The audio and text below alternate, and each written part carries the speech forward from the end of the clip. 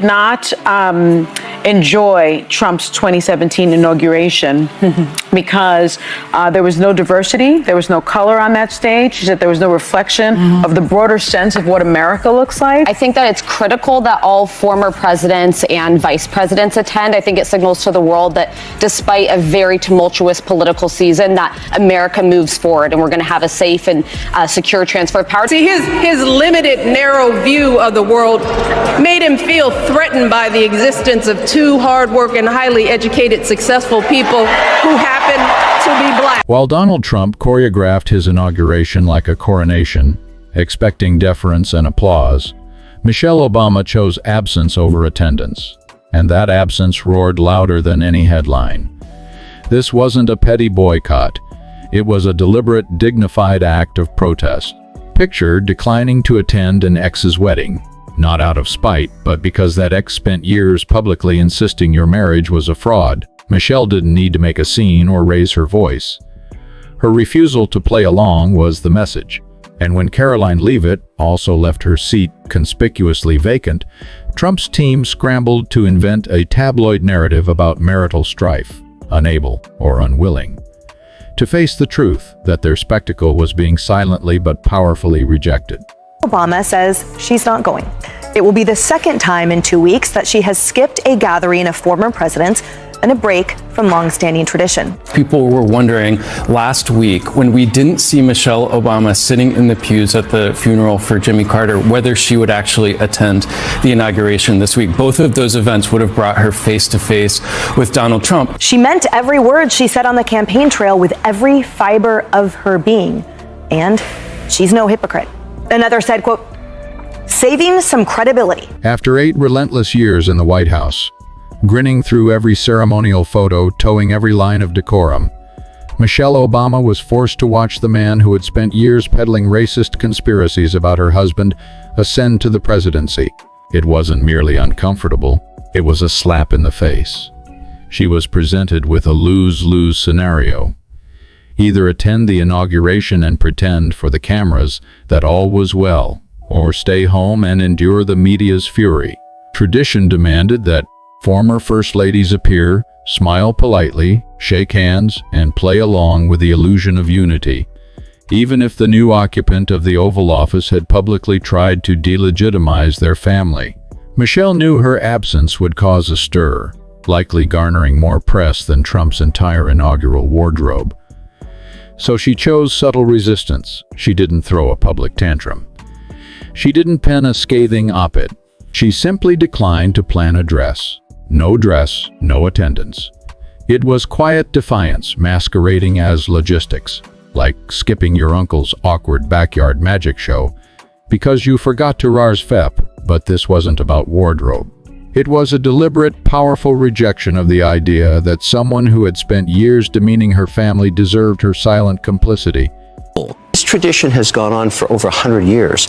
This is what presidents do and their wives on Inauguration Day. This is the holiest day of politics. It is the transition of power. What we do in America is just not done, and I don't like it. It takes away from the institution of freedom and what the signal to the world is. Our number one export, I say this over and over again. There are many who say, well, isn't something greater than that unity and America, and therefore, yes, show that unity, and to her words, go high. Well, yeah, I mean, show the example of what you say you're saving your credibility for. You know, for years, Donald Trump relentlessly peddled the racist birther lie, demanding to see Barack Obama's birth certificate as if it were some forbidden document that could nullify his presidency.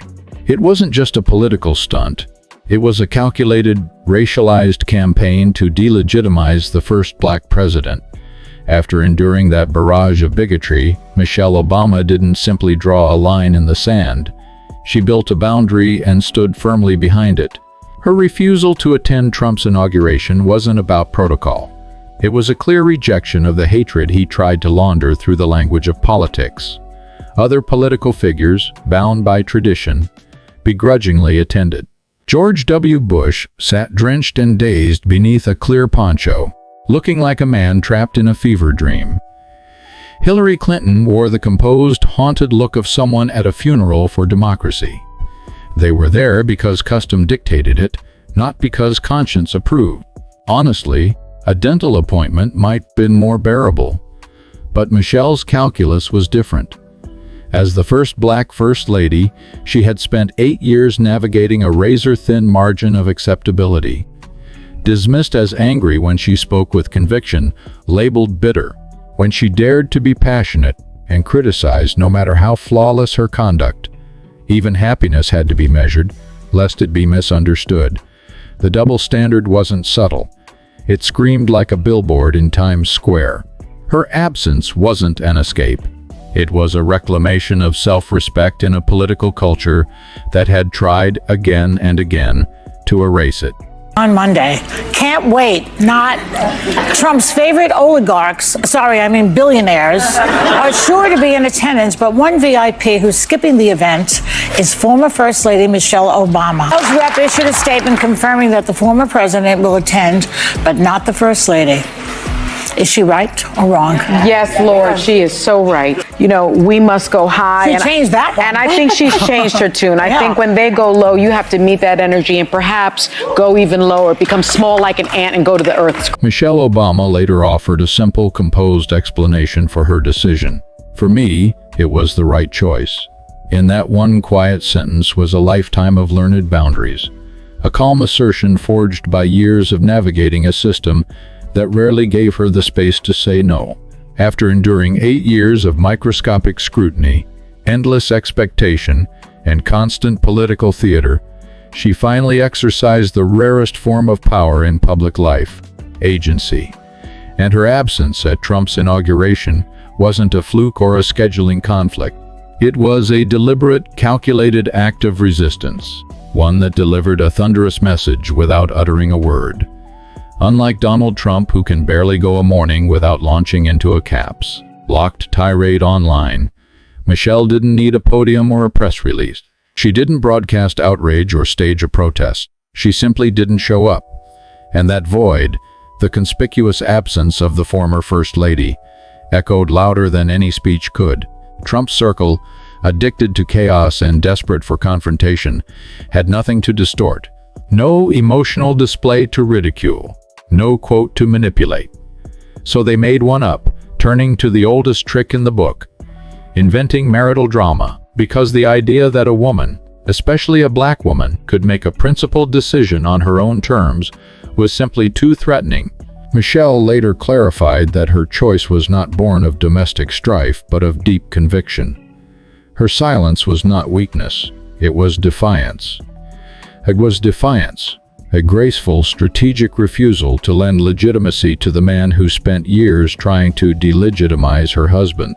While Trump operates like a petulant child with a smartphone, Michelle's protest was the political equivalent of walking past a heckler without breaking stride. The contrast between their styles couldn't be more glaring.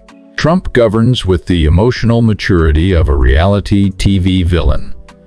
Impulsive, petty, and endlessly attention-starved. He slaps juvenile nicknames on his opponents, blurts classified information in the dead of night, and treats constitutional norms like dinner napkin. His presidency was a circus tent held together by rage tweets and staffers, scrambling to clean up after him. Michelle, by contrast, has never needed to yell to be heard. Her approach is all grace and calculation. When they go low, we go high wasn't just an applause line. It was a governing philosophy. She delivered hard truths with elegance, dismantling toxic narratives with precision and poise. Her ability to cut deep while appearing effortless is the kind of strength that doesn't demand a spotlight. It commands it. Since leaving the White House, Michelle has not faded. She's flourished. Her memoir broke records. Her Netflix partnerships are redefining content with purpose. Her initiatives in health, education, and leadership have real impact, changing lives without needing to dominate headlines. Meanwhile, Trump clings to the crumbling scaffolding of controversy, trying to stay relevant by stoking outrage. And this is precisely what infuriates his camp the most. Michelle gives them nothing. No public meltdowns. No desperate interviews, no scandals, just results. And so, with nothing of substance to attack, they latch onto fiction. Press Secretary Karoline Leavitt and her ilk spin soap operas out of silence because they can't handle what Michael represents, quiet power. Michelle's refusal to attend Trump's inauguration wasn't just about her. It was about every woman who's ever been told to smile through disrespect, to show up for tradition even when it erases their truth. Her boundary setting wasn't a retreat. It was a masterstroke. A dignified no in a culture that demands constant yes. And the result? She walked away with her dignity unscathed, while Trump's team is still trying to manufacture a reason to explain why her absence stung so deeply. Then, predictably, came Megyn Kelly, eager to pivot from principle to personal. After Michelle spoke candidly on her podcast about the realities of marriage, Kelly transformed into a dime store marriage counselor, declaring the Obamas should never have wed. She even claimed Barack married Michelle purely for political gain, a take so cynical and conspiratorial it might as well have come wrapped in tinfoil. And to top it off, she proudly declared she's never had a bad year in her own marriage, as if perfection were proof of authenticity. But Michelle's honesty wasn't dysfunction. It was human. Real relationships have peaks and valleys, and her willingness to say that aloud was a breath of fresh air. Kelly's pearl-clutching reaction said more about her need to cling to an image than it did about the Obamas. Because when critics can't challenge your ideas, they attack your humanity. And Michelle's humanity in all its strength and vulnerability terrifies them. This dynamic isn't new. Since the moment she stepped into public life, Michelle has been caricatured, labeled angry for being assertive, bitter for being passionate, and criticized for simply existing outside the mold. The more composed and clear-eyed she is, the louder her critics project.